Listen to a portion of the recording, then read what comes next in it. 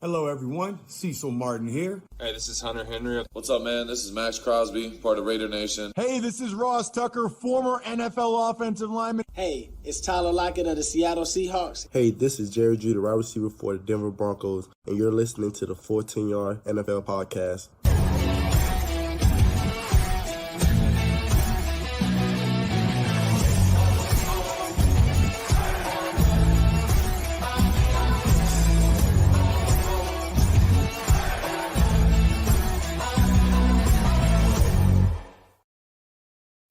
What a weekend. Hello and welcome back to the Full 10 Yards NFL podcast. I'm your host Sam Moores, and Super Wildcard Weekend certainly didn't fail to deliver. And joining me to break it all down is a new guest. He's a radio presenter for Absolute Radio and TalkSport and is known for his TikTok channel where he talks all things NFL. I'm of course talking about the one and only Jay Lawrence. Welcome to the pod, Jay. Thanks, man. Appreciate it. Lovely to be here. That's all right. And yeah, what a weekend it was. Certainly loads of drama and loads of upsets, which is what you want in the playoffs, really, isn't it? Yeah, I like the fact that this is you invite me in after probably the most fun weekend of the season so far. So it feels like you've been waiting for the opportune moment. So I appreciate that. I mean, yeah, it's been a ridiculous weekend of some upsets, some absolute blowouts, and I mean that's probably about it, to be honest with you, because that's how it's sort of gone, hasn't it? It's either been a bit of a surprise, which has ended up being a blowout, or quite the opposite. I mean, even just looking at last night with the Tampa Bay Buccaneers, Philadelphia Eagles. I mean, I don't even know what a surprise in that game is. Do you know what I mean? It's like both any result could have been a surprise in that game. But yeah, an incredible weekend. Absolutely. There's only one place to start, and we'll start in Houston, where the Texans scored 6 touchdowns on their way to blow out the Browns to kick off the playoffs. The Browns defense, which before the day was the league's number one defense, came into this one on the best form you can come into it. They literally just allowed no points basically down the stretch, but they failed to stop CJ Stroud and company. They had no sacks, nothing for the Defensive Player of the Year favourite Myles Garrett, and they allowed the Texans to rack up 356 yards in just 44 plays. It was a close game in the first half. It was a bit of a shootout, in fact, and the Browns had a 14-10 lead, but Houston then scored 14 points before the half, and Stroud found his tight ends Brevin Jordan and Dalton Schultz with 76 and 37-yard touchdowns. And then after that, the Browns were scoreless in the second half when Houston scored 21 points, making it 35 unanswered points to go and win the game after the Browns took the lead. And part of that was the fact that Joe Flacco threw 2 pick sixes in 2 minutes, which is a big. That's 2 touchdowns straight away. One to the cornerback Steven Nelson, the other to the linebacker Christian Harris out of Alabama. 3 plays apart, and that gave Houston a 3-score lead. And then a Devin Singletary 19-yard rushing touchdown finished the game off at the start of the fourth for Houston, who brought in Davis Mills shortly after. I mean, the fact that they brought in Davis Mills sort of shows how one-sided this was in the second half. But what were your thoughts on this game, Jay? I mean, I think you summed it up well in the first half. I thought this was going to be, the game of the year. Do you know what I mean? Because it was literally just back and forth. 2 quarterbacks who, could not be further apart in terms of, the stage of their career. CJ Stroud, rookie, who sort of lit it up this year. And Joe Flacco, who has as well to an extent, coming in for the latter half of the campaign for the Browns. But also, two quarterbacks and this is the way that I sort of have been pitching it really, is that no matter what happened in that game, it would have been a good story. If the Browns had got through, then that's great. Joe Flacco's got through. And if the Texans have got through, it's like, wow, I think they won, was it 3 games last season? The 3rd new head coach out in 3 seasons, brand new quarterback, an incredible story. And in the first half, it looked like it was pretty even going, to be honest with you. But yeah, I mean, the Browns defense played let's just say differently to how they have for the majority of the campaign. But more than that, you're right. It's the 2 pick sixes, and it's sort of, if we're talking from a neutral standpoint, it destroyed the game a little bit because we were at that point experiencing back and forth, who was going to win this, and 2 pick sixes in the space of, I don't know what it was, like 3 minutes or something like that. Then that is it destroys the game because the Texans from then on. It was comfortable. And I feel for Joe Flacco to an extent because you always love a comeback story. And I mean, obviously he's had such a storied career in the NFL anyway, when he, with the Ravens, I mean, over a decade ago winning that Super Bowl. But, at the same time, this is now, it feels like, especially if the Texans manage to get one more win, it feels like this might become CJ Stroud's league. Do you know what I mean? Oh, absolutely. And we'll start with him. He was nearly perfect. He had a 157.2 passer rating, which is 1.1 off the perfect passer rating. 16 for 21 for 274 yards and 3 touchdowns. And I mean, with those stats, it sounds like it was effortless, and it pretty much was effortless for him because it felt like he was hardly on the field. The Browns are just constantly on the field. Joe Flacco had 25 more pass attempts than CJ Stroud did, which I think pretty much shows how how this game panned out. And the Browns had the ball for 11 more minutes of the football, but when the Texans were on the field, they scored. And just what a season he's had. He, as you mentioned, just looked absolutely excellent. He is in the perfect offense as well for a young quarterback, because D'Amico Ryans brought over Bobby Slowick, who was the passing game coordinator in San Francisco. So he's another one of Kyle Shanahan's analytic gurus like Mark McDaniel, and this offense gets better every week. It's no surprise that Slowick is getting head coach interviews as well, because the further Houston go on, the more difficult it's going to be to keep hold of him, isn't it? Because that he having that San Francisco offense with a young quarterback, it's been the perfect combination, hasn't it? Yeah, and I think that, for CJ Stroud as well, he's come into, as you said, just really a perfect situation. And I mean, it is really tough to not draw comparisons to Bryce Young, of course, who came into a really difficult situation with the Carolina Panthers. And, that's going to be spoken about for years and years to come. There's no doubt about that. But going into that perfect situation, it's a bit like with Brock Purdy as well. Now, look, Brock Purdy has walked into, and I am a Brock Purdy fan, don't get me wrong, but, he has walked into a situation where life is made as easy as possible for him, and that is great. And that's how it should be. Why not do that? And I feel like that's what's happened with CJ Stroud. The only difference being is that CJ Stroud, he airs it out. He airs it out consistently, and more often than not, it feels like he's getting it exactly where he wants to be. And that happened in the game with the Browns as well. He was not scared. The first couple drives for both teams were a little bit, and this always happens as well. No matter what the sport is, really, when it comes to knockout competitions, sometimes it's a bit cagey at the beginning, and it was a bit cagey the first couple of drives for both teams until CJ Stroud aired it out, and it's like, all right, now this is where we're going. This is how this is how the game is going to go. All I can do is praise CJ Stroud. I think all anyone can do is praise CJ Stroud, really. And this, I don't want to look too far forward. I don't want to say next season after, or anything like that, because at the end of the day, they're still in the playoffs. No matter what happens in the next game, this season is a success, but it could be quite extraordinary. Oh, absolutely. They're certainly a team to watch in the future. As for the Browns, injuries, actually, to be fair as well, ended up being a bit too much. They were one of the most injured teams in the league. And for the first time in a while, you could see that they were injured, because you could tell that they were down to the backups of offensive linemen, because Flacco was getting, he was getting rushed all over the place, and that pressure got to Flacco as well. But you mentioned their defense. I mentioned their defense. It's been good all year, especially at cornerback and at safety. But they couldn't deal with Nico Collins, who's just, as you mentioned, he's the perfect receiver for the system with CJ Stroud. And Laramie Tunsil showed why he's the highest paid offensive lineman in the league for the Texans as well. Absolutely shutting down Myles Garrett, which is very, very difficult to do. And it creates a tough one for the Browns now, because I'd probably say the Joe Flacco story is probably over now. And it's an interesting situation next year for them, because everyone will be back. Pound for pound, they're probably one of the best rosters in the league. Kevin Stefanski, who's on the hot seat going into this year, he's had a great year at head coach, especially with all the injuries. The defense has got better with Jim Schwartz, but they've got everything with Deshaun hanging over them. They gave up so much for him. No one likes him for doing that either, and he wasn't great in the lineup. I don't know about you, Jay, but I'm just fascinated to see how they look next year, because they should be so good, but the quarterback for them is going to be the problem. That's going to be the issue, unless Deshaun Watson has a great season next year. I've done videos on this talking about Deshaun Watson and, well, more specifically, the Cleveland Browns and their situation. And I think a lot of Browns fans have sort of hit back a little bit when I've said, would they consider trying to move on from Deshaun Watson? And people they've said when he was in the lineup, he'd improved drastically, and that's fine. I'm not even necessarily countering that particularly. I'm not saying Deshaun Watson this season was a really bad quarterback. He certainly improved from last season. There's no doubt about that. But what I would say is that Joe Flacco starting for the Browns and being better than Deshaun Watson, what does that say? What does that say really? And that isn't disrespectful to Joe Flacco, I don't think particularly, because I think he did a really good job.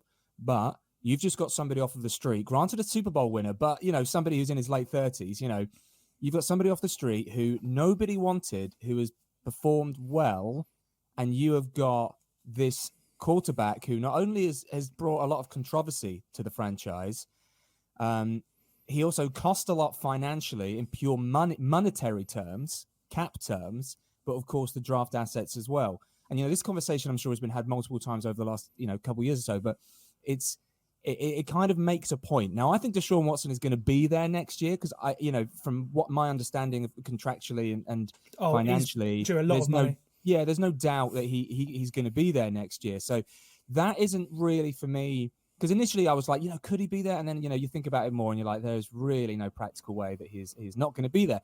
But really, I think it really just brings a bigger point of this guy doesn't need to just play well now, because we've just shown that we have got Joe Flacco, who, again, as I'll repeat again, didn't have a job 3 months ago. We have got him off of the street. He's performed well. He's brought the Browns up to the playoffs. We need somebody that not only can play to Joe Flacco's level, but we expect them to be better than that. Especially for the money and the draft assets and all of that. And I don't know if it's going to happen, to be honest with you. It sort of felt like the past couple of seasons or so has been a real slow burn with Deshaun Watson. Obviously, there's been injuries and suspension and blah, blah, blah. But, is it one more season that they have Deshaun Watson for? Or maybe it's more. I need to remember now. It's more, but I think there's more of an out after next year. Yeah, so I wouldn't be surprised to see if that happened, and it's going to go down. If this is the case, and I'll stop rambling in a second, but if it is the case that Deshaun Watson has another fine season, fine, not bad, not brilliant, if he has another fine season, that would still make him go down as one of, if not the, well, maybe besides Russell Wilson potentially, the worst trade in NFL history, or one of, purely because of the contractual terms and the financial cost of it. So yeah, I think that there's no way that Deshaun Watson isn't going to be playing for the Cleveland Browns next year. It's just they should expect, and fans should expect, because of what they've seen over the last few months with Joe Flacco, a vast improvement. Oh, absolutely. Otherwise, they're probably going to have to blow it up again in true which is style. massive. And that's and for Kevin Stefanski as well, this is what he doesn't need and does not want, because you just said yourself, he had a great season. So he had a great season, but he had that without Deshaun Watson primarily. He did very well with the injuries. He's been there for a few years. The expectation is going to be more than getting to a wild card round. Granted, it's with the Cleveland Browns, who haven't been successful for full stop really. But the expectation should be that they are getting further in the playoffs than they are. But any head coach should have that expectation when they've been there multiple years. So at the very, what's a success next year with Deshaun Watson? What is a success? Is it getting to the same stage that there are now? Because it shouldn't be. Anyway, exactly. Sorry. I seem to be getting very passionate about this case, I agree with you, because their roster is so good. So it'd be a shame after all those first round picks they had years ago. Exactly. And they've not been able to do anything with it, really. Yeah. Anyway, especially because they're playing Houston Texans as well. They're playing the team that they got Deshaun Watson from. Anyway, that's it. I will not. I'll stop rambling now. I'll stop getting passionate about it. It just seems so infuriating. If I'm a Browns fan, you're just looking at this whole situation, thinking, what could have been. Now, obviously, I'm not saying that they would have even got CJ Stroud, or even CJ Stroud would have been as successful with the Browns as he has been with the Texans, because you just don't know. It's life, isn't it? But at the same time, you are thinking, what happened? What have we done? They've committed with Deshaun Watson. Anyway, and that is my final point. What the Texans have done as well is, because they've recovered from that horrible DeAndre Hopkins trade where they gave away they gave away the best player. Yeah. They recovered from that, and they're now one of the best teams in the league. And that's a great, that's how you build a team, unlike the Browns, who have sort of struggled with it a little bit. Anyway, we'll move away from that. We'll move on to Kansas City, where the Chiefs absolutely dominated the Dolphins in the fourth coldest game of all time, with the defense shutting down the Dolphins' number one offense in Tyreek Hill's return to Arrowhead. The Chiefs led from literally start to finish, as the Dolphins' offense froze in the temperatures that, due to the wind, felt like a minus 30 degrees according to NBC, and that's Celsius as well, which is freezing. And I mean that's expected in a game that literally saw Andy Reid's moustache freeze, and we saw both sidelines cut up in ski gear as well. So it was not the prettiest game of football at all. But the Chiefs put together probably one of their best performances of the season, passing perhaps more than expected to, with Mahomes having plenty of time to operate against Miami's banged up defensive line. Was on its 5th and 6th starting pass rushes. And that meant the only way that the Dolphins could dial up any pressure, and the only way that Vic Fangio could do that was by sending really exotic blitzes from defensive backs and linebackers, leaving the likes of Travis Kelce and Rashee Rice completely wide open. And that's how the Chiefs won this game and fouled on offense. 201 yards between them, with Rice catching Mahomes' only passing TD, and Travis Kelce having his best game in a while in front of Taylor Swift, who was judging by the clips going out. Yeah, obviously it was absolutely viral on social media. She was really, really enjoying it. Just before we get onto the game, as someone who's got a platform sort of helping fans get into the sport and the community, do you think it's quite unfair, the hate that Taylor Swift's getting? Because she's just enjoying her boyfriend watch the football, and that's totally okay, you know? Yeah, I think it's not only is it totally okay, but I think it'd be weird if the TV didn't pay attention to Taylor Swift, because, you know, objectively speaking, she is probably the most famous person in the world, like, you know, or one of, you know, top 5 most famous people in the world, and that is not, you know, any exaggeration, because if they didn't pay attention to her, I think it would be strange. And at the end of the day, you know, as you say, like getting fans into the game, if it does help get a particular audience into the game that might not be into the NFL beforehand, then surely that's only a good thing, you know. And there will be lots of people, like any sport, like any team, those people that think this is mine, you know, you're not a real fan and blah blah blah. Well, no, I don't agree with that whatsoever. What is a real fan anyway, you know? So this is, I think, an absolutely fine thing to happen. And she actually wore a great jacket as well. And honestly, I know this is like a slight tangent to an extent, but it was made by Kyle Juszczyk's wife, Kristen Juszczyk, and that jacket objectively is fantastic. And like she has got a lot of it was a Kansas City Chiefs jacket, but it had, because of the weather, there was so much insulation. It was completely oversized and it looked great. And I saw one comment actually that was so true. You know, just if you look at like NFL merchandise online or anything like that, and you've got like, you know, the jerseys, the T-shirts, whatever. And then the women's, generally speaking, the women's clothes are, you know, tight fitting and glitzy and stuff like that. And it's like, and then there's one comment from a woman, obviously, said, you know, when will the NFL sort of, or sports sort of realize that, you know, not all that women don't really just want like tight fitting, glitzy t-shirt. And it's like, well, yeah, they want good, fashionable stuff that looks like that anyway. So I think it's all good. All of these things are just plus points, really, and to grow the sport, you know, not only in the US with Taylor Swift, but of course it's going to be globally. She's that big of a star. Exactly, and as the NFL wants to expand internationally, she's a perfect person to help do that as well, because everybody in the world knows who she is. Exactly, so, Travis Kelce is now like the most famous NFL player, and you know, within the past 12 months or 4 months, whatever, purely because of Taylor Swift. Exactly, and Carl Juszczyk's wife has gone viral as well, because after it, she's made clothes pretty much every single playoff game afterwards as well. She made one for Taylor Lautner, she made for the Detroit game, and everyone else as well. So yeah, she's certainly gone viral after it as well. So fair play to her. Anyway, back to the game.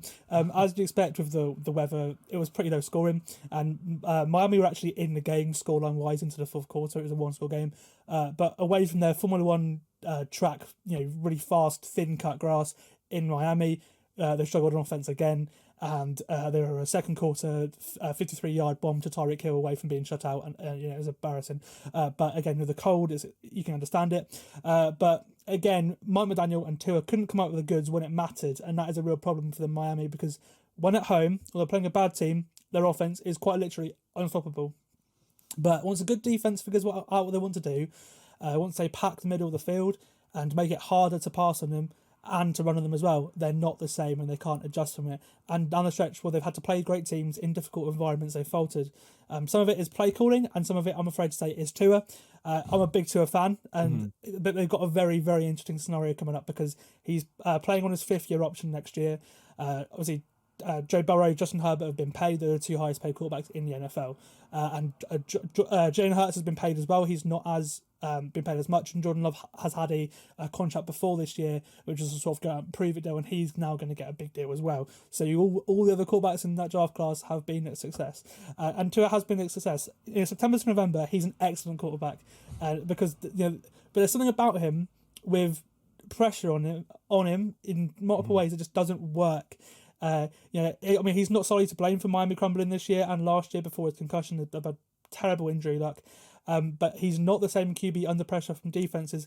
And when he needs to step up with the game on the line as well, in that sense and pressure, he's also unfortunately come unstuck, and his limitations have shown at some times. Mike McDaniel's poor halftime adjustments don't help. And his decisions on second and third and short are baffling. Why they don't use their bigger running back Jeff Wilson down the middle when it's third and short instead of I think they've go 5 wide, the most I've ever seen for a team on third and second and 1. Is sort of, I think McDaniel's probably just too smart for his own good, which is a bit of a thing, a bit of a concern. And it's just beyond me, because he's a great offensive mind. And I think Kyle Shanahan had this early as well with his time in Atlanta, where they lost the Super Bowl because they just couldn't do offense in the second half. The second half, I think they just outthink it. He completely abandons the run game early, and it's come back to bite Miami a couple of times in the last couple of years because they're not physical enough. And I'm a huge fan of Tua, not only as a human being, because I think he's an awesome human being, and a lot of people are quite mean to him, but also as a quarterback, his accuracy really is a superpower. It's unlike anyone else's in the NFL. But I'm not sure you can pay him the $45 million contract these other QBs are getting yet, because he's yet to go out and win a game and show me he doesn't elevate, and he just plays to a standard level. I think he's a bit better than Brock Purdy, but I wouldn't pay Brock Purdy $50 million a year, and that's where it's. How do you feel about it?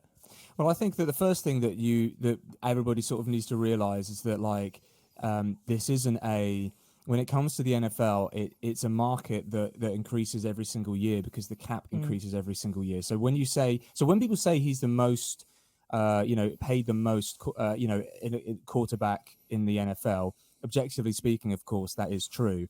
However, it's all a timing issue, and it is all to do with when they sign their contracts. It's almost like a percentage. Does that make sense? Because, how much of a percentage of a cap do they fill up? And that is probably, a better way of looking at it almost. So, for Tua, he will sign a big contract. If I'm a Miami Dolphins fan, I can understand frustration. And, you mentioned that just very quickly, you mentioned that Tua bomb in the game. Well, it was, but it was underthrown. Yeah, Tua and Tyreek Hill had to come back for it. So, just quickly on Tua and the contract and long term, I think that Miami would be silly to not consider their options, granted, but I think they would be silly to move on from a player who obviously is a high caliber player. I think that somebody, after the Dallas game that, we'll talk about, but after the Dallas game, I saw lots of people say, Dak out. It's like, well, no, wait a second. What are you going to do? Granted, yes, he hasn't won the playoffs that you want him to win, playoff games that you want him to win, but what are you going to do? Because there is a high likelihood that the next quarterback you get in is not going to be as good and will not work in that offense as well. And as you say, Tua works until November. Look, they've been unlucky, Miami, with injuries. I know that everybody needs to deal with injuries. Teams need to deal with injuries. They have been unlucky, especially over the last literally 2, 3, 4 weeks, right? And the other way that they've been unlucky as well, but granted, this shouldn't have to take any consideration into it again, really, is, that day was cold. That was a cold game. Now, granted, no, that team, the Kansas City team, they're not from Kansas City. They didn't grow up in Kansas City. It's not as if they are regularly playing in temperatures that cold. It's not as if these people in Miami regularly grew up in Miami. With okay temperatures, they should be able to deal with it. But that in that particular game, Tua was visibly affected by the weather. You could just see him, the way that he moved, the way that he threw the ball. I mean, there was one pass that was behind the line of scrimmage, and it was just like the longest build-up I've ever seen someone to throw the ball, and he missed it. You know, you could see that he was affected. Yeah, he's only known warm weather. You know, he's Polynesian. From Hawaii, went to he's Miami, from Hawaii, went to Alabama. Went to Alabama, warm environment. Yes, he's only ever played in the warm. And I saw Daniel Jeremiah talking about this yesterday, and he was saying that they're the same thing with Drew Brees and Peyton Manning. They both have losing records on the road in the playoffs, because those two teams, Indianapolis and New Orleans, were dome teams. They were built to win in that dome. That when you take them away from it, they weren't the same team. And I think that's what you got with Miami as well, and Dallas to an extent as well. Once you're in Miami, they are quite literally almost unbeatable. They if they hadn't lost to the Titans on that Monday night game where Vic Fangio's defense just disappeared for some reason, they would have won the division, and they'd have a home playoff game, and that probably did end up costing the season. But in Miami, they are brilliant. But because they're such a warm weather team, they're obviously one of the warmest environments where you, especially in training camp, you spend the whole time in the heat and you invest and everything. Then you play in Kansas City or Buffalo in December. Then it really is it really is something that is sort of you can't change it, but there are ways, and the way to do it is you win in the regular season and make sure you have that home playoff game, as Indianapolis did and as New Orleans did. Yeah, and I think that for Tua, it will be obviously bitterly disappointing, but I don't think that Miami should consider moving on from him as it stands. Yeah, I know it's a slightly awkward time, purely because obviously, as you say, it's his last year on this contract. If it was 2 more years, and you could, which is probably what they thought last year, we can just see how we feel in the season. But I don't think that you're going to get a quarterback that works as well that definitely works as well in that offense as you are Tua. It's all a gamble. It's all a gamble. Getting somebody else, you can pay somebody else for to work in that offense, but you're gonna have to be very sure about them. You could draft somebody else, but that's a crapshoot to an extent. So for me, they had such a mostly consistent year, an exciting year. I don't know why they'd consider moving on. Well, that's the thing as well. The Niners, they've had misses at quarterback. They brought in Trey Lance, for example. He's now on the Dallas Cowboys as a backup. They spent a 3rd overall pick on him, but he did not fit the system they thought he would, they thought he would do. And luckily they had such a good draft. A couple of years before that they didn't really need to. They could dispose of a 3rd overall pick. But imagine how good the Niners would be now if Trey Lance did pan out, and that's the. I think they could do much better than. I mean, again, I'm a Brock Purdy fan, but you can't argue that in the last season that he's performed as well as the 49ers would have wanted him to perform. And let's be honest, that's a lucky draft pick. People would like to say, well, the 49ers had the foresight. It's like, well, no, they had the last pick in the whole draft. That's what happened. And they went with, we might as well just throw it out to this guy. But it's this whole chat about system quarterbacks. As if it's a bad thing. I don't care if my quarterback's system quarterback. I don't care if Tua only works in this offense and it's successful. I don't care if Brock Purdy only works in this offense and it's successful. Because then ideally, in 10 years' time, the head coach is still going to be there and your quarterback is going to be there and you're going to be running an offense that is the same or very similar anyway. So because it's successful. So at the end of the day, you just need to, if you're having success or you feel like you're nearly there to having success, I don't think it would be a good idea to move on from your quarterback. Granted, I'm not an NFL coach or anything. It just seems like common sense to me. And that's how I feel that there's multiple. So Miami is a good example, and Dallas, I think, is a good example of that as well. Exactly. Right, we'll finish with Kansas City because we've not talked about them and they are really, really good. The defense was excellent. It's been excellent all year, and it was the last time they met in Frankfurt. The Chiefs are always good on defense in the playoffs, but they've had a top 5 NFL defense in the regular season, and that's won them games. And while the Chiefs' offense hasn't been rolling, their defense, it has, and it's helped them get to another 6th straight AFC West title, and it's been the best it's ever been with Andy Reid head coach. If they can play that well on offense again, the Chiefs are going to be a problem, aren't they? And they always are. I think that, with all due respect, like to the Kansas City, well, it's not with all due respect, it's a compliment really, is that this wasn't a surprise. You know, the Miami Dolphins might have been a better offense in general. The Chiefs' defense has absolutely come into its own when it's needed to, really, because the offense hasn't. But it is all about history. You know, it is all about not even history necessarily, but it's all about what you've proven. And for a lot of teams, that's what I've proven in the current season. But for very, very, very few teams, and the Chiefs are one of these, they can point to, look at what we've done in the postseason for the last several years, which means that you have this confidence in them, don't you? You know, so you go into, there's lots of factors that meant that the Chiefs might have been favourites in this game, or people would have looked at them, such as injuries for Dolphins, such as, you know, the weather, blah, blah, blah.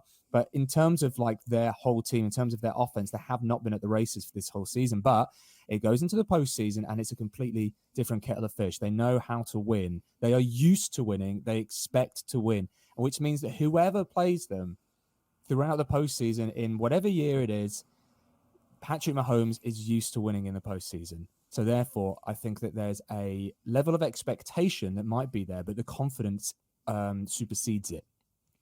Yeah, and we'll see how they look in Mahomes' first ever away playoff game. Yeah, next week. You know, that's the one that I think is really going to be like, maybe, you know, we'll see whether or not I'm talking rubbish, because as you say, it is a bit of a different kettle of fish. You know, and they're going to Buffalo, where they've got this sort of, you know, postseason rivalry almost as well. And not even just that, Buffalo are going to be so motivated to win, not only because of where, you know, they are motivated to win a Super Bowl, but they're motivated to beat the Chiefs in the postseason as well. Exactly. So it feels mad that he's been a starting quarterback for 5 years and he's never played an away playoff game. But it just shows how good the Chiefs have been, and they will continue to be after this season. Maybe they win another Super Bowl. I honestly wouldn't be surprised at this point. So honestly, it's history. It's in their DNA. And speaking of DNA, we'll go on to the Cowboys' DNA, because history repeated itself again. The Cowboys lost in the first round of the playoffs again. Jordan Love and Aaron Jones starred as the Packers won 48-32. Love threw for 272 yards and 3 touchdowns on just 16 completions, whilst Jones added 3 further rushing touchdowns on his way to a 118-yard day. And as I mentioned on Thursday night's preview, I had a feeling that the Packers were a sneaky bad match of Dallas' defense. And I was right. I picked the Cowboys to win, and I regret doing it now, but I just had a feeling. They exploited the middle of the field, which is something I talked about them being vulnerable at after the Niners and the Dolphins, who, again, same offense as Matt LaFleur, that same offense. They did the same thing in the middle of that offense, and they ran the ball down Dallas's throat as the Bills did. So we've seen in those games that the Cowboys are vulnerable, and they were vulnerable in the end. And that's even more impressive because the Packers have really struggled to run the football this year.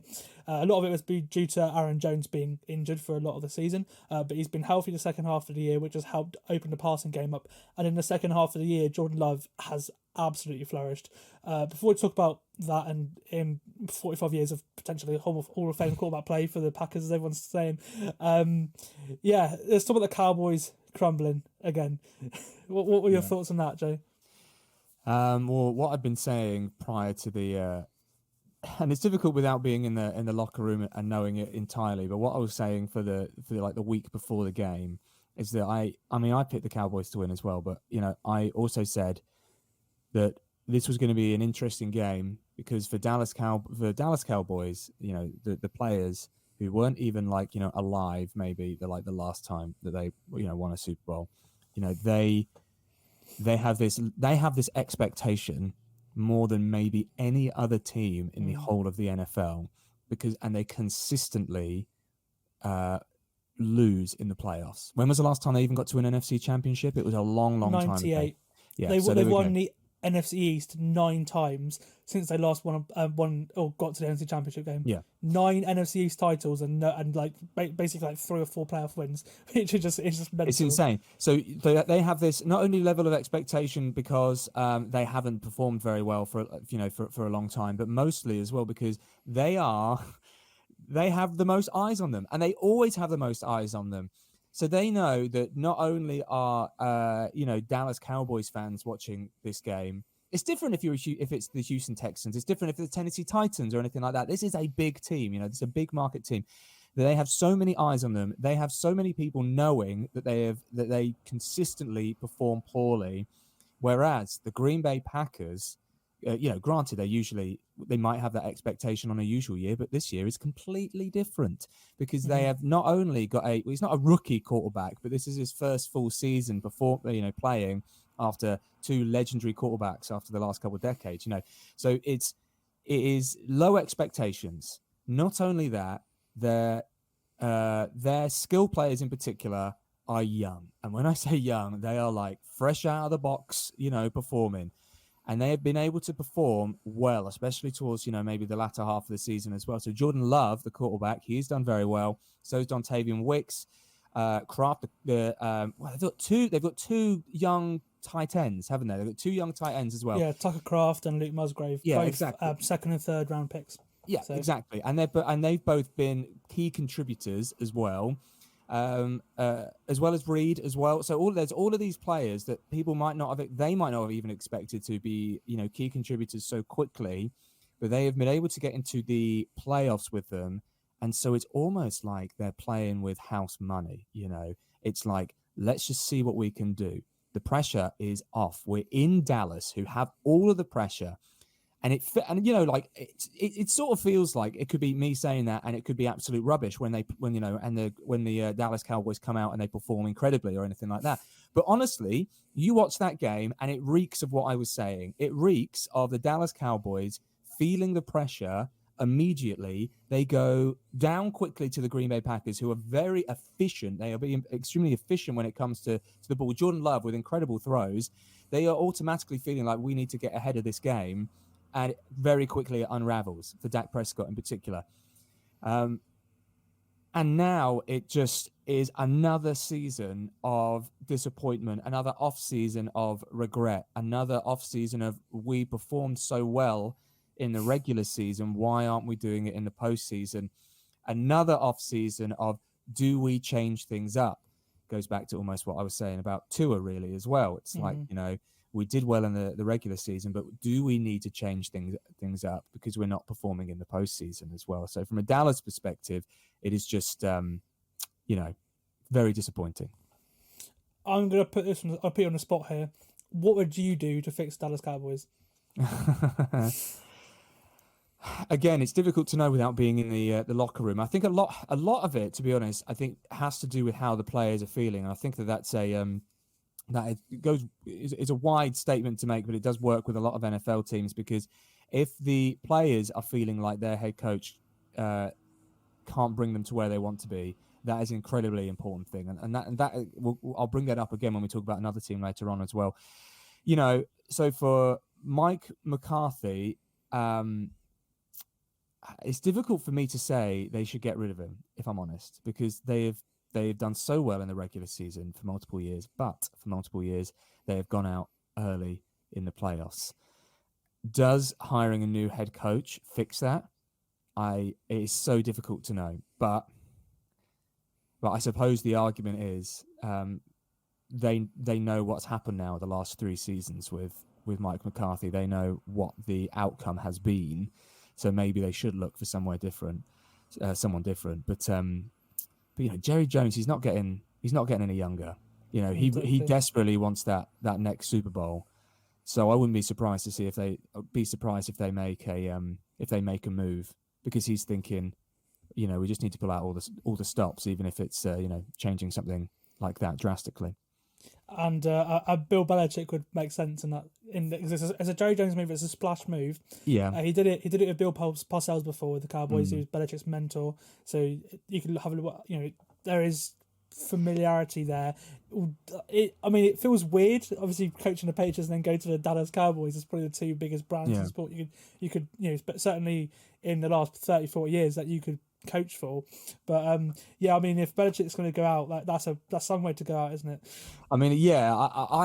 I'd be slightly tentative if I was Bill Belichick, because you're used to being to running the operation. Exactly. And and it's not even working with a general manager in the normal sense. You know, if Because you he go to was a general manager in New England. Like he picked. yeah, he was the everyone. general manager as well as the head coach for the large extent when he, especially, you know, the large latter part of his tenure there in New England. But, you know, if he was going to go into another franchise, he'd be working with a general manager, right? Generally, almost certainly, he'd be working with a general manager. And he'd expect that now, but he wouldn't necessarily expect to be going into a franchise where their owner is their general manager, which makes things very difficult if you disagree with anything. And Jerry Jones is a vocal man. He does what he wants to do, as is his right, because he is the owner, I suppose. But if Bill Belichick disagrees with that, this could be it could be a splash. Don't get me wrong, but it could also be an incredibly short stint as head coach as Dallas Cowboys. Head coach if all went wrong, you know. And is he the answer? Is he the person that's going to inspire the Dallas Cowboys? You know, I don't know if that's necessarily the case. I think that there's a couple other franchises which might make more sense. But, you know, in terms of like high profile job, you can't get any bigger. No, exactly. And I think I'm torn as well because with McCarthy, it's the best Dak Prescott's ever looked this year. In the regular season, he was probably second or third best quarterback behind Lamar Jackson, and second half of the year, potentially Josh Allen, and that's it. He was absolutely excellent. If you look at all his numbers, he was up there. He led the league in touchdown passes, everything. And that's coming off a year where Dak threw the most interceptions in the NFL last year. So he's gone from, you know, extreme low to extreme high, and that's come in McCarthy's, you know, year where he called the offense this year, because before it was Kellen Moore. So if you're looking at that, you're saying, oh my God, they've improved a lot on offense, but it's because the same thing happened again. Then it's just like, oh, okay. So it's going to be a very interesting scenario to watch over the next couple of days, and we'll update you a bit on Friday when we preview the divisional round. But we'll go to the Packers just quickly. Before, Jordan Love, wow, because first half of the year, he did not look that impressive. But the second half of the year, it is the most remarkable rise I've ever seen. Going from, you know, missing so many throws, his accuracy looking really poor, to, you know, no turnovers at all, and multiple touchdown passes, and just looking so composed in the pocket. It's just the Packers, I mean, they're a young team. And he's doing it with guys that Aaron Rodgers probably would have refused to pass to, because he didn't like young, unproven guys. And that decision's looking great for the Packers now, isn't it? Yeah, absolutely. It's looking great for the Packers. And I think that, you know, for Matt LaFleur as well, the head coach of Green Bay, he's able to now, not that he didn't have his own team before, but he's able to take ownership over the team, whereas Aaron Rodgers would definitely have had a lot of sway in the Packers organization before that. Less so than he has in the Jets organization, I think it's fair to say. But, you know, but still, you know, for Jordan Love as well, and I think that these days, two things really quickly on Jordan Love. First of all, is that a lot of the time these days, if you draft somebody in the first round, people expect you to play them quickly. And now that's usually because you don't have a good quarterback situation. Green Bay Packers, with their last two quarterbacks, have with Aaron Rodgers when they had Brett Favre, and with Jordan Love when they had Aaron Rodgers, they have thought ahead and thought, right, we'll draft this guy. And then obviously Aaron Rodgers did 2 MVP seasons, so it actually kind of worked out quite well for them to an extent, because then they could sit him, not have any pressure to play him whatsoever, and then put him on the field when they felt like he was ready. That is almost an anomaly now in the NFL. You don't really see that at all. Even with Patrick Mahomes, he was sat for 1 season, you know, not for the, how many seasons it was? 3 seasons? Was it? 4. I think it was three seasons. Yeah, 4. Yeah, so 3, yeah. Yeah, so 3 seasons he sat. So, you know, it is not only is that an anomaly, but then we also need to think about, and this is a very obvious thing to say, however, I don't think a lot of fans think about it this way.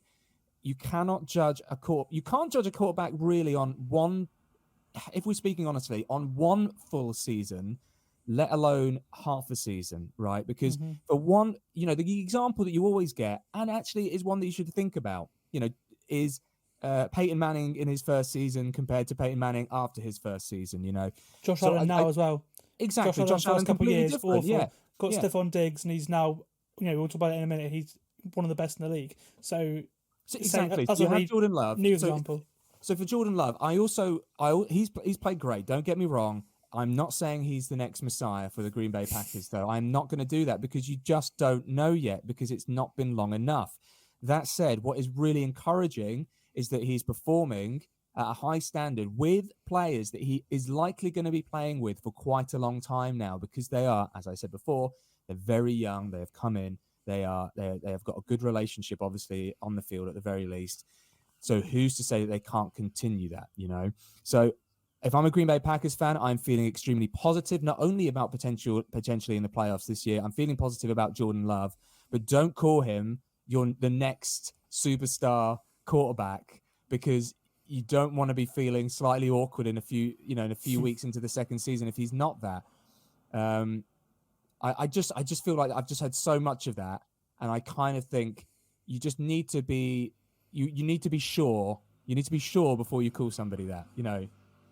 Yeah, no, that's totally understandable. And we'll go from one NFC North team to another. Detroit, they ended their 30-year wait to win a playoff game with a win over the Rams and their former quarterback, their former number one overall pick, Matthew Stafford. This wasn't quite the shootout we expected it to be beforehand. It was in the first half, but it was a very nervy, low-scoring second half.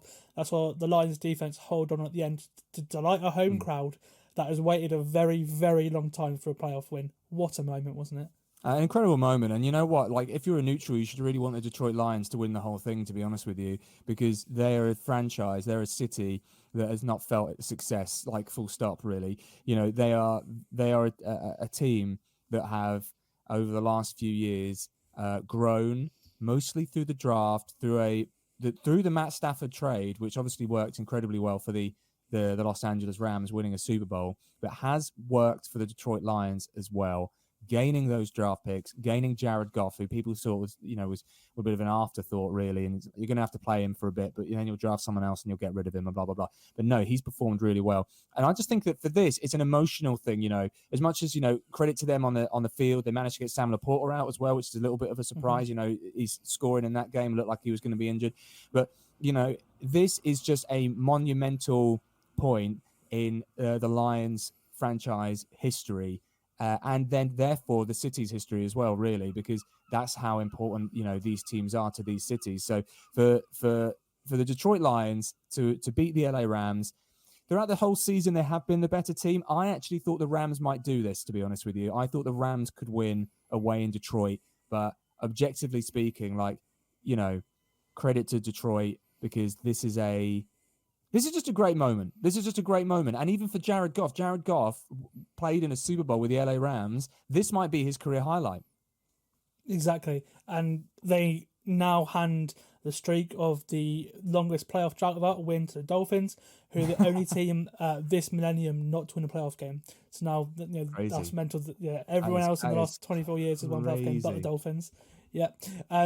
Credit to their running back, by the way, really quickly as well, because they have been so good this season. I was one that was thinking, you know, they got David Montgomery in, and, you know, and I was like, why are they getting David Montgomery when they had Swift and they had Jamal Williams, who performed, you know, quite well, you'd say, quite a good tandem, I suppose. You know, you always thought that Swift could maybe do a little bit better, but, you know, the fact that they've got Montgomery, they drafted Gibbs, and they performed very well, each getting a touchdown, by the way, in this game. You know, credit to their choices there. At the time, I felt slightly questionable, but they've paid dividends.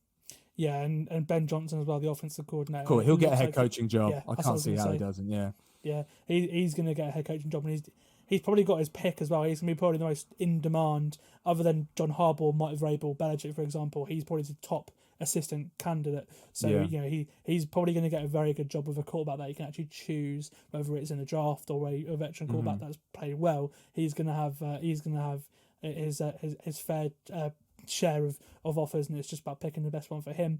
I mean, and that's the thing with Detroit as well, because their offense is just so balanced and they run the ball so well, as you said, Jay, that Goff wasn't asked to do much, but when he was asked to do much in this, you know, stuff in this game, he delivered. And, you know, he wasn't asked to throw the ball downfield. He only had a 5 yards average depth of target in this game, but when he was asked to step up, he did, and it's good for him because we saw it in the Super Bowl.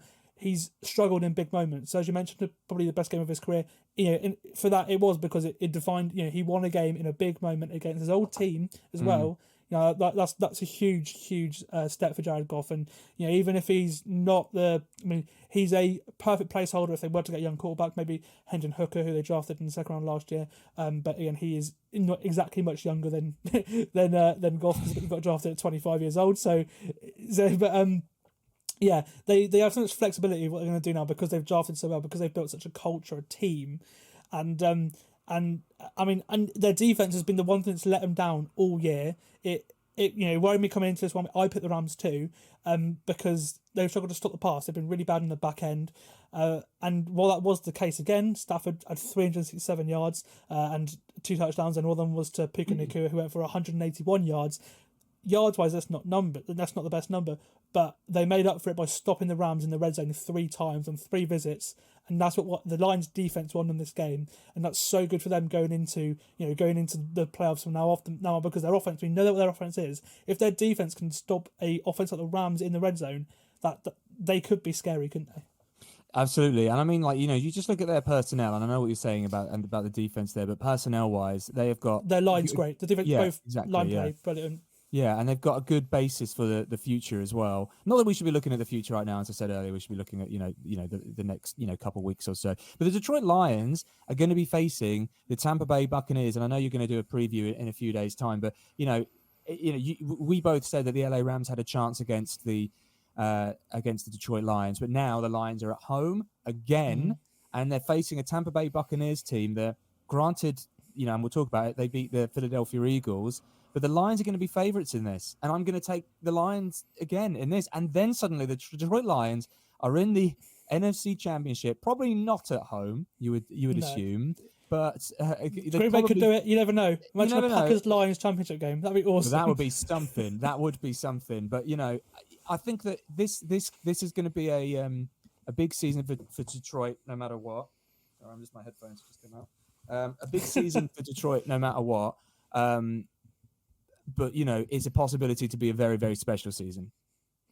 Oh, absolutely. And we'll talk about the Rams quickly before we get on to the games from last night. It's a shame to see them out, because they've been such a good team to watch this year. But they'll be back next year, I'm certain of it, because their roster was so decimated after the Super Bowl win. They, going into this year, they had a load of late draft picks, a load of undrafted guys, and Matthew Stafford, Cooper Kupp, and Aaron Donald. And they have built a roster now out of those guys, and they've had some excellent draft picks the last 2 years without having a first round pick, and they struck gold on the likes of Puka Nacua, Kyren Williams, and a few guys on the defense and offensive line as well. That they've got a first round pick for the first time since about 2016 this year, and they've got so much cap room as well. This Rams team, from what we saw this year, they're going to be in a Super Bowl window again soon, because they've got a great coach in Sean McVay, and he's a coach of the year type season, hasn't he? Yeah, for sure. And this time last year, as you say, we were thinking, what are the LA Rams going to be like, next season? It looked like Sean McVay was going to walk away at one point before he recommitted to being the Rams head coach. Their draft was quietly spectacular. It's not as if they had multiple first round picks, as you said. It's to do with those picks that just somehow came off. Puka Nacua is an offensive rookie of the year candidate. I don't think he'll win it because of CJ Stroud, but closely number 2. So him alongside records, though. He broke records, and that's exactly for a fifth round pick is mental that he managed to get the receiving yards and the receptions record as well. But Cooper Kupp, obviously, if he continues getting a bit older, I think now, Cooper Kupp really, but, in theory, Cooper Kupp, Puka Nacua, great receiving options for next year, alongside Kyren Williams, who, again, was a lower round draft pick, and they've managed to, strike gold. And their rushing game throughout really the tenure of Sean McVay has been, they've never had the guy. They've always tried to find the guy. They've never found him. They thought, they think it's this one guy, and they always come back to, I can't even remember what his name is now, but Todd Gurley. No, not even Todd Gurley. Well, they're Todd Gurley, obviously, at one point, but Cam Akers they've had Darrell Henderson. They always went back to Darrell Henderson, exactly. That's who I couldn't think of his name. It was like, right, we've got this guy. So he's not performing. We're going to have to put Darrell Henderson back in, because that's how it felt. And now they feel like they've got the guy. So it's almost like they can just not slightly breathe easy when it comes to the rushing game, but they don't necessarily need to concentrate on finding somebody in the draft as much as they do with other teams. The only thing I'd say is that Matthew Stafford had a great season. when he was on the field. Can he continue that? Can he be injury-free? If so, then yeah, next season, I honestly think it's going to be an exciting year for them. Absolutely. Right, we'll go over to Monday now. It felt weird having 2 playoff games on a Monday. It was like the whole thing there was just odd. But after the game was initially postponed, it was meant to be on Sunday afternoon, American time, Sunday night our time. After a huge amount of snowfall in the Buffalo, New York area, it left locals and visitors coming from Pittsburgh unable to travel around, let alone get to the stadium. So it was moved back about, what was it, 26, 28 hours basically, to the next day. And the Bills moved into the divisional round after the game was moved with a 31-17 win over the visiting Pittsburgh Steelers. Again, it was moved to Monday afternoon, which is doable due to it being a bank holiday in America yesterday. It was Martin Luther King Day, so normally that 4:30 on a Monday is a weird time because everyone's at work, so no one's going to go to the playoff game. But because it was Martin Luther King Day, they were allowed to do a bank holiday NFL game, which is normally an NBA day. So I'm sure the NBA were very, very angry that the NFL got a playoff game on one of their biggest rating days of the year after already stealing Christmas Day and Christmas Eve and everything. So yeah, I'm sure the NBA absolutely love that. But anyway, despite the stadium being completely filled with snow, meaning that visitors could choose where they like to sit, which is the first time that NFL games ever been able to do that. I know, it was so weird. The snow was just everywhere, so it was the fans were throwing snowballs onto the field and everything, and you could especially see that in the end zone. But it wasn't as entertaining as some others this weekend, because again, it was a cold weather game and 2 teams that are built on a defense, and for the Bills, Josh Allen, but it was a lot closer than we imagined it to be, and that's even more impressive because the Steelers were without TJ Watt, who was obviously one of the favourites of Defensive Player of the Year. He led the league in sacks as well. He's an absolute superstar. But it was a 1-score game in the fourth quarter, which we just weren't expecting whatsoever. And the defense ended up being the 2 first half turnovers from Pittsburgh, one being a George Pickens fumble, the other being a Mason Rudolph interception to Kyer Elam, who at a corner who most people thought was a bust coming into the this year with the Bills. He made it probably the game-winning play for them at the start of the game, intercepting Rudolph in the end zone. Because Buffalo were out to a 3-score lead, but the Steelers made the game competitive after blocking a field goal, and the momentum just swung Pittsburgh's way completely after that. It could have been 28 points if the touchdown that Eric Rowe broke up went in. Instead, it was a field goal that was blocked, and the Steelers made it a 1-score game after the half. But any hope for an upset was ended by Josh Allen, who found Khalil Shakir for a 17-yard touchdown, with Shakir literally spinning out of a Minkah Fitzpatrick tackle and breaking another tackle to get into the end zone. And that was the touchdown that secured the win for the Buffalo Bills. That play was brilliant, and I mean, as well, Josh Allen ended up being the difference in this one, because on song he might be the most unstoppable QB in the NFL, and we saw that on his 52-yard rushing touchdown, didn't we? Yeah, well, absolutely. And it's funny, actually, if you rewatch that again, it's Josh Allen, whilst he's running with the ball, and he's almost like, oh, are you just going to let me carry on? Like, it was a bit of a strange situation almost, because he sort of shakes off one tackler, if I remember correctly, and he sees a hole, and he's just like, all right, well, I'll just go for it then if I'm going to carry on running. I think that the Steelers that was a suspect defensive play, I think, from the Pittsburgh Steelers, but obviously great talent to be able to see that and to be able to execute it as well for Josh Allen. I think this was a really great performance from Josh Allen. Really shows what he can do, and in a big situation as well. The weather actually, from on the field didn't look as much of an issue as I thought it might be. Obviously in the stands it was snowy, but on the field it looked okay. So credit to everybody for sorting that out. I think they brought a lot of fans in to help. They were shoveling it at 2 a.m.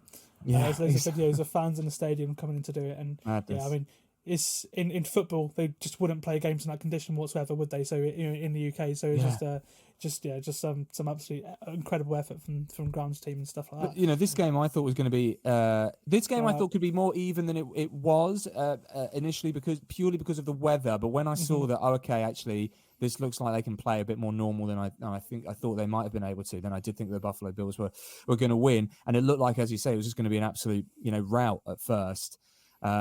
There was a weird call where the Bills should have had a turnover. I can't remember who exactly picked it up now, but who I think it was it George Pickens that he fumbled it and it was recovered by the Bills. Pickens fumbled, and then the other one was Pat Fryermuth. He fumbled it, but because it came off his helmet when he was out of bounds, it didn't count as a fumble, so that the Steelers could continue with the ball. But the Bills should have had that turnover completely, and the CBS analyst said that was a weird call from the referees and everything as well. So Yeah. I mean, the refs helped the Steelers really. They helped them, but I mean, you could initially you saw that Josh Allen, he relied on his. They've got two good tight end options now, especially in the end zone. Dalton Kincaid with a touchdown, Dawson Knox with a touchdown as well. And the two plays of the whole day, as I say, the Steelers got back into it, and it did feel like, okay, are they going to be one score away? But you always felt, even if they do manage to even things up, the Bills are going to still win this because they were performing so well offensively on the most part. And Josh Allen, that long run, that touchdown from him, that was a great play. And the other one, the Khalil Shakir run, where he again another example. So there's two incidents now where I said I think there's some suspect tackling in the Josh Allen run, and the Khalil Shakir touchdown shouldn't have been a touchdown because he should have been brought down before that. But he was able to shake off the defender essentially, turn on his heels. And then not only that, but a nice little juke when he's about 4 yards away from the end zone in order to shake off another defender before he goes in. So two amazing plays there. Again, I do think it's suspect from the Steelers, but at the end of the day, this is what, it's this talent. It's this, excitement from the Bills, which make us want to watch them. And it's made them be so consistent over the last few weeks, because obviously they haven't been over the last 12 games, the first 12 games of the season. But since then, it's been win. And who says that they couldn't get the win against the Chiefs next week? Exactly. And that's what you need in the AFC. You need great offense, because if you look at who's left, you've got Lamar Jackson, Patrick Mahomes, Josh Allen, CJ Stroud. Yeah, that's four of the best quarterbacks in the entire league, and they're all in one conference in the divisional round. And it's what the Steelers are missing. They need they've been missing that for so long. Or even a good quarterback, to be honest with you, because we know that Kenny Pickett, because Mike Tomlin opted to go for Mason Rudolph instead of him, even though Pickett's healthy, isn't the guy they think he would be. I thought he would be. So they're going to be looking for a new quarterback in the offseason. And it'll be interesting to see what happens to them, because obviously the team with Mike Tomlin, they're stuck in limbo. They've been so great. He's never had a losing season. He's one of the best stats you could ever see coaching wise. But when asked yesterday about having 1 year left on his deal and what we do next year, he just walked off. Now it was the end of the press conference, and his last question to make but that is a bit weird. Obviously, I don't think they're going to get rid of him, because he's one of the best coaches of all time. Hall of Fame head coach, absolutely. And again, without him, they would have been the mess the last couple of years since Big Ben. But they've played great defense, they've played efficient football, and got to the playoffs a lot of times. Never had a losing season after all. But if he does stay, I don't know about you, but I can see him going after more of a veteran quarterback, someone like Kirk Cousins or Russell Wilson, for example.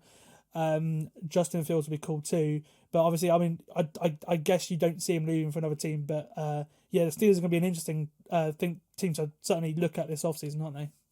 Yeah, I think that you're right in regards to Kenny Pickett. If they thought that he was going to be the future, then you play him in this game, or you play him in the last few games when he's healthy, and he wasn't. So as far as I'm concerned, it would be a very strange situation to say that he's still your number one quarterback for next season. So I imagine that either he'll stay with the organization and be a backup, or they'll stick with Mason Rudolph as a backup, and then maybe try and trade Kenny Pickett for probably a low draft pick or something like that.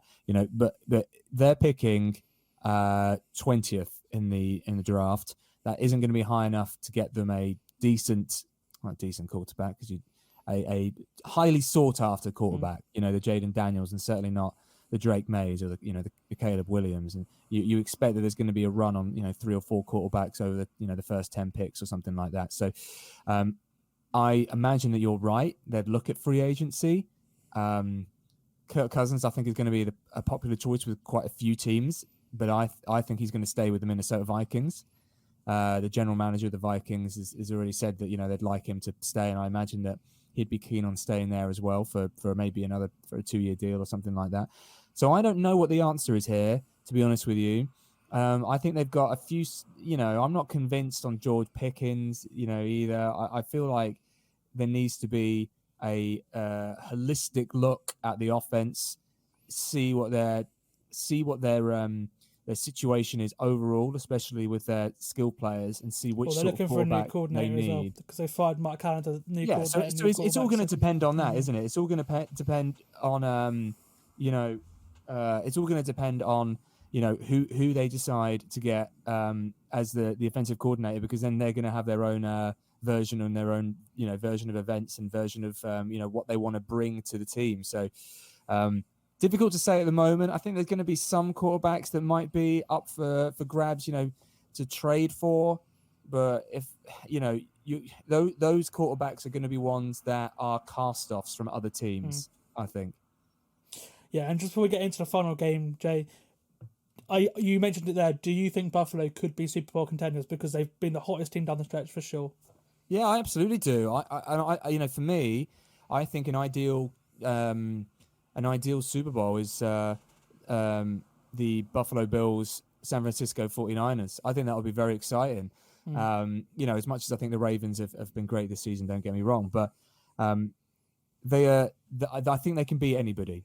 And I think they could have beaten anybody in the first 12 weeks of the season. It just so happened at that point as well, they could lose to quite a lot of people as well. So I think that they've got a good group of they've got good talent in that team that seems to be putting it all together at the right point of the season. Absolutely. And moving on to a team that we thought would be Super Bowl bound after just missing out in Arizona in February last year. The Philadelphia Eagles went away and had a productive off-season. They replaced most, if not all, their starters. When I was writing in our season preview magazine, I had them going all the way. I had it being an Eagles-Chiefs Super Bowl, repeat Super Bowl. I said it'd be dodgy at the start, but I thought they'd get used to their two new coordinators and find a groove at the end. If anything, it was the opposite. That 10-1, it was looking much rosier than I thought it would do. But then came a difficult run of fixtures where their defense just got absolutely torched. They changed the defense to play caller, and they all came tumbling down. They lost 5 or 6 down the stretch, setting them up with an away playoff game in Tampa Bay, and that's where the season finished, scoring 9 points and a trouncing by the Buccaneers last night. And before we give all the credit to Tampa Bay, I just want to talk about Philadelphia because we've never seen anything like this before, really. A team that looked absolutely untouchable for 2 years, the last 2 years, and they've won nothing. And it all coincides with that moment of Nick Sirianni celebrating in the tunnel after the win over Kansas City.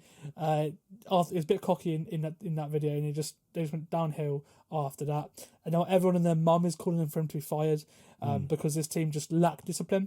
And as a head coach who doesn't call offense or doesn't call defensive plays like he doesn't, you are a leader, and it seems like he's failed at that because this team has just crumbled. That was evident to me last night, the amount of missed tackles we saw on defense especially, and their inability to deal with what Todd Bowles was throwing at them on the offensive side of the ball. Just no adjustments whatsoever. And there was a perfect end to their collapse, really. It just shows how incredible the story is. What's your whole take on it, Jay? What do you think? I think it goes back to really what I was saying about the Dallas Cowboys as well, is that, they're in a situation now after a dreadful loss. I mean, it's worse than the Cowboys to an extent because it's been, such an awful last few weeks. That what is going on in that locker room? What is the feeling in that locker room? And as you say, look, I think that it would be, if you take a step back, you don't fire Nick Sirianni because he got you to the Super Bowl last year. They were 10-1. It was a dreadful latter half of the season. You don't fire him. However, that doesn't mean that it's not the right thing to do if in the locker room, it feels like it's needed. And this hangover is going to continue to next season. If the situation is that you feel like a freshening up, that's probably not the best way of putting it. Maybe it's a nice little euphemism there. A freshening up of the head coach makes a difference in the long term. Then yes, that's the right thing to do because it's such a bad situation. So kind of similar to the Cowboys in that way. And the other thing is, and I've said this about the Jags actually at the end of the season as well, because they capitulated too. Didn't get into the playoffs when they absolutely should have been in the playoffs, with the 8-3 record that they were at one point, is that the people that I feel sorry for are Jags fans, and the Jags team as well, Jags fans, because they have now got 8 months of thinking, why did we not? What a capitulation, and how bad was that? How can we get better? Is everybody the right person in their right position, and blah blah blah. So it's like that, but worse, because the Philadelphia Eagles were 10-1.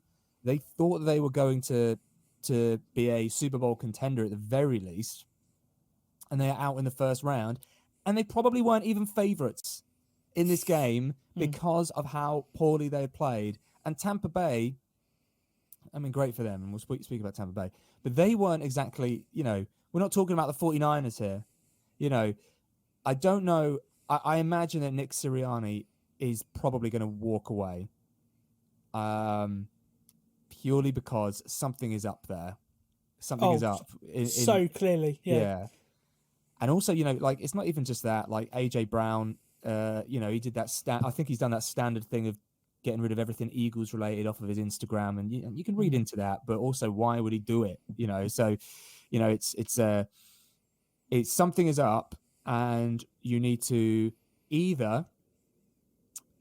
first of all, you need to fix out work out what the toxic part of the locker room is, and if it is decided that it is a group of players, and I'm not saying it is, but if it is a group of players, you then move on from them. Or if it's decided actually the biggest issue is to do with the coaching staff or one member of the coaching staff or whatever, then you need to move on, because again, you need to look at the holistic, again, the word holistic, like the holistic view of the whole locker room, and mentally something is up there, because it's not, their tackling was way off, but it hasn't.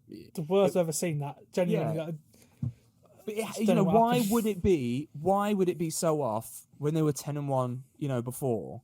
And I just feel like something is up. They need to figure out what it is. They need to figure out what it is quickly, and then they need to do something about it. And whether that is, getting rid of the head coach, then it's getting rid of the head coach. See, I think for me, that's what it is, because you can see by the lack of adjustments in the second half of all their losses, they not just locker room wise and atmosphere, but also like these coaches are not Jonathan Gannon and Shane Steichen, and we're seeing how good coaches they were, because they've home run head coaches first year straight away. They've been brilliant, and obviously they're huge misses for both of them. For the Eagles, but huge misses for both the offense and the defense. And for me, it looks like it's just a poor coaching job, and also as well with the amount of quality head coaching options there are out there. You could probably get a better head coach than Nick Sirianni, someone like Mike Vrabel, for example, who, and that's something you've got to consider as well, because if they can, because of that roster, it's probably, and the fan base and everything, it's probably going to be one of the most, desired after jobs. After jobs, everyone's going to want that job, or the Cowboys job, in that, if they want to work with Jerry Jones, that you could probably get an upgrade from there as well. So maybe that's a good thing for the Eagles, but And something I didn't mention, and I'm sure that you've spoken about before anyway on the podcast, is everything that went on with the Eagles defensive coordinator Sean Desai, and he's sort of like humiliated. They bring in Matt Patricia as well. That sort of it makes you question the decision making. Well, it's got worse. The defense has got worse since Patricia took over. That defense has literally been like the worst in the NFL. It was 31st in passing. This year. That is the fact that this Eagles defense, which quite frankly it won the NFC Championship game for him last year. That defense, right? That defense then going from that to top 5 worst units in the NFL in one season, and you replaced all your starters that lost, and you drafted better players in the interior of that defense. That for me just seems so strange. I just don't understand how. It has to be a coaching issue or a locker room issue. Well, something's going to change on the coaching staff, because obviously it's not good enough. Whether or not Nick Sirianni stays or not, something is going to change, and they'll make somebody else a scapegoat, essentially. Absolutely. And whilst we're at it, let's give Tampa some love, because they were really good in this game, especially Baker Mayfield. He's had an excellent season, really, really revitalised his career since signing that 1-year deal with Tampa. Obviously, his fourth team now. Be interesting to see if he stays there or not, because he's now going to be sought after in free agency. He's going to get a lot of money after how he's played this year, but he certainly earned himself that money, especially last night where he for 337 yards and 3 touchdowns. He's on his 4th team now after being drafted number 1 overall by the Browns. And first of all, Joe, I think it's a great story, and second of all, I bet the Browns wish they had him now with the way he's been playing this game. Yeah, I mean, it's. I think that I understand why they sort of moved on at that point in time, but at the same time, and last season, it's not as if Baker Mayfield had his moments with his brief stint with the LA Rams, but it wasn't as if he lit it up completely, and he wasn't he wasn't it with the Carolina Panthers at all, was he? But in this game, he's I think that Tampa is a good team for him anyway, because it isn't a team that he's almost deemed as this is a horrible thing to say, but he's almost deemed as a failure going into joining the Tampa Bay Buccaneers. I mean, failure is not the right word, but he's not that number 1 draft pick anymore. There are other guys that have since surpassed him as that, and he's seen as not having a great period with the Browns and these other teams. So it's a new team for the Tampa Bay, a new team for him, but it's not a big market team. He's able to put his stamp on it. At the same time, he is coming after Tom Brady. I recognize that, but he's done really well, and he's done well as well with, great receiving options. He's had great receiving. I mean, the Bucs have had great receiving options for quite a while. He's done well in a poor division, but at the end of the day, they have been the best team in the NFC South, and they did play, as we said, a Philadelphia Eagles team that didn't have much going for it. This is a game that would do a lot for the Bucs going into next week, because they've proven that they can, win a playoff game. And a lot of people didn't think that they might have, been able to win a playoff game prior to this week. But credit to Baker Mayfield. I don't think he's going to go anywhere. I imagine he's going to stay with the Tampa Bay Buccaneers no matter what. He'll get a decent contract. I don't think he's going to get like a big money contract. But what happens if Mike Evans goes? Because that's his favourite weapon. If he goes, because he's a free agent this year as well, then it's a different story, because he might want to go with Mike Evans maybe, or if Mike Evans goes, if I'm Mike Evans anyway, I mean, there's 2 things you can think of. Is that I imagine that he's going to try and get the most money possible, but also contender. Sorry, for me, I'd be ring chasing. No, I would as well. No, that's what I was going to say. But I mean, he's already said that. There was the whole issue with him leaving Tampa is that they wouldn't commit financially, basically. So if he would go for the most money, but he's going to go for a team that he thinks can make a run for a Super Bowl, because he's lucky enough to already have 1 ring. But why not get number 2 with a different team? And it could be that somewhere like Kansas City is going to need receiving options. That'd be a great fit as well. Yeah. So it could be that he's thinking, actually, somewhere like that would be great. Going with being with Patrick Mahomes. So I think that the best move for Baker is to continue with the Bucs. But we'll see what next week is like against the Detroit Lions, I suppose. Exactly. And finally, we'll finish the podcast on this. After the game, we saw an emotional goodbye from 6-time All-Pro centre Jason Kelce, who has just announced his retirement. Firstly, what a player, an ambassador for the NFL, and secondly, we're really going to miss him, being around, aren't we? Oh, we'll miss him. I don't think he's going anywhere, to be honest with you. Like, no matter what happened, his podcast is so good as well. That everyone listens to that, and he'll do something. So whatever happens, Jason Kelce, we'll probably see more of him. Let's be honest. Like, he's got the helmet on most of the time when he's on the field. We're going to see him off. We're going to see him on TV. He'd be good on. He's good on TV. He's like his brother, really. Less flamboyant maybe than his brother is, but he'll be good on TV if he wanted to be on TV. He'll continue with the podcast. Great player, obviously been a legend for the Philadelphia Eagles. Sad that it had to end with that game, with that loss against the Bucs, and capitulation really, because that is certainly not how he wanted to end his career. But we will see him next season. I don't know in what capacity, but he's too good on screen for him not to be somewhere. Yeah, I mean, he just screams like Fox pre-game show in the. How many centers get those sorts of gigs, though? Do you know what I mean? Exactly. Like, credit to him, Well, he's an offensive lineman that's won. He's been nominated for like sexiest man of the year and stuff like that. It's like some person. It's just what a story. Very often. Yeah. No, not at all. Anyway, yeah, thank you for joining me on the podcast, Jay. It's been great to have you, and yeah, we'll get you on again certainly. Yeah, appreciate that, man. Thank you so much for having me. That's all right, no trouble at all. I've been Sam Morse. It's been a full 10 yards NFL podcast, and we'll see you on Friday where we will be breaking down each and every divisional round game. I'll see you then.